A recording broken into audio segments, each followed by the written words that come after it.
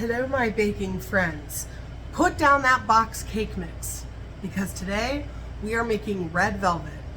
Or honestly, this recipe and the way I'm going to show you, you can do any color velvet that you want. But first, I think you need to see my adorable new shirt. Plus, new apron, okay? Apronier on hip, hop, hip. Okay. I won't sing or dance. You're welcome. All right. So today we're making green velvet because St. Patrick's Day is coming up and I thought it would look colorful and fun in the case. And I have some adorable St. Patrick's Day sprinkles. But this is my red velvet cake recipe. All right.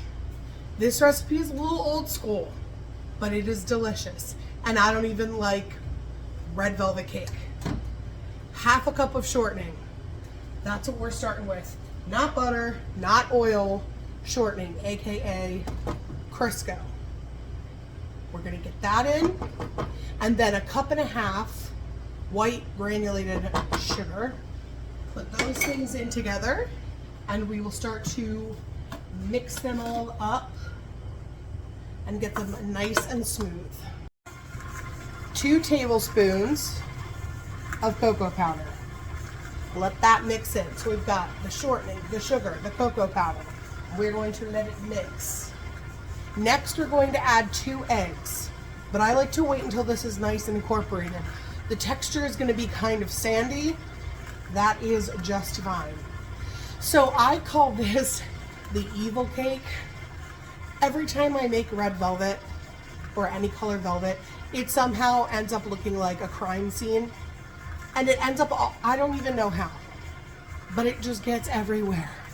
And I'm not a fan of eating it. I don't see what the big fuss is, but I do understand how silky and beautiful the texture of the batter is, and we'll show you that. All right, now we're gonna go in with 2 eggs. All right, we need a teaspoon of both salt, and let's do 1.5 teaspoons of vanilla. You can do just a teaspoon if you want, but I like a little extra flavor. I'm measuring super carefully. All right, it's already getting all smooth. Now we're going to go in with our flour. For this, I use cake flour. Yes, it does make a difference. Swan's Down is what I use. Pillsbury has one. Whatever brand you want. Cake flour is a finer flour. It's going to give you a softer texture, which takes a red velvet, a velvet cake recipe, and amps it way up. So 2 cups of cake flour. If you don't have cake flour, you can use all-purpose. I just prefer cake flour. Okay, that's all incorporated. Now get yourself a bowl, or I'm going to use this large mixing measuring cup, and you need 1 cup of cold buttermilk,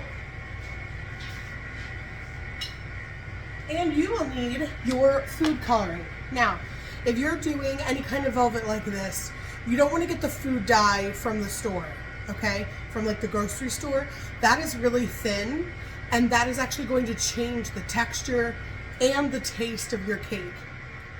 Get something like Chef Master or Wilton's colors that are food gels. These are no taste food gels, so that way you don't feel like you're eating dye. You know when you go to the grocery store and you get their buttercream icing and all you can taste is dye? Yeah, that's why. You want a no taste coloring gel. Now, these are sort of like Michael's, Walmart, so like you don't have to order anything special.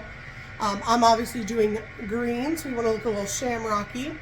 And the recipe that I've written says about 2 ounces. I honestly put it in, mix it up until I have the color saturation I want, and mix it into here. Because how the color looks in here will be different than how it looks in your batter, obviously. So I'd like to mix some in first, and then if I need to add a little bit more to the batter, I can add a little bit more. Get yourself a whisk and mix these 2 things together. This is important. Mix them together before they go in. I was watching a Food Network show and I had trouble with like getting the color to be evenly distributed in my batter when I was making my velvets. And 2 years ago, I was watching the Food Network, and someone was doing this and mixed these two together ahead of time, put the cocoa powder in earlier, like I showed you, and mixed it all together, and I've never had a problem since. So your girl follows it. This is a pretty good color. Don't worry about the bottom. I'm gonna add just a scotch more because colors change as things bake, and I want it to stay this nice. Now we're gonna pour this in and let this stir, and I'll show you what it looks like, and then we will add our rising agent. I know, it's a little backwards, but y'all, we got this, okay? We're back. Take your bowl off the mixer. You're done with the mixer. We're doing the last little bit by hand. Make sure you scrape down your bowl really well. This is that gorgeous green. Now, in the same bowl or measuring cup that you did your buttermilk mixture, we're going to do our rising agent. This rising agent is a baking soda vinegar reaction. Okay, so you need 1.5 teaspoons of baking soda and 1 tablespoon of white distilled vinegar. You do want white distilled because you don't want like apple cider, you don't want an extra flavor. And by doing it in this, you're gonna get the last drops of all of that food coloring and everything out so that it all makes it in. And you'll see your reaction start right away. And we're just going to stir this gently together.